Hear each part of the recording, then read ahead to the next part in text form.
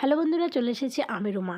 আর একটি নতুন সুন্দর একটি মিনি ব্লগ নিয়ে এসেছি তোমাদের জন্য। দেখো আমি আজকে আমি শাশুড়ি মা আর বড়মশাই পুপন আমরা চারজনে মিলে গেলাম। আমরা একটা অন্নপ্রাশন নিমন্ত্রণ ছিল, তো সেখানে গিয়ে প্রথমে খেয়ে নিলাম ফুচকা, তারপরে খেলাম পকোড়া। পকোড়াটাকে দেখানো হয়নি, কারণ পকোড়াটা যখন বসেছিলাম তখন আমি ক্যামেরাই অন করিনি, তো আমি কী করে দেখাবো বলো। তারপরে খেয়ে নিলাম একটু কফি, বসেছিলাম ভাত খেতে। তারপরে বড়মশাই নিয়ে আসলো একটু ঠান্ডা ঠান্ডা লাগছে, গরম গরম কফি খাওয়া ভালো লাগবে। আর বাইরে তো প্রচণ্ড বৃষ্টি হয়েছে সন্ধেবেলায়।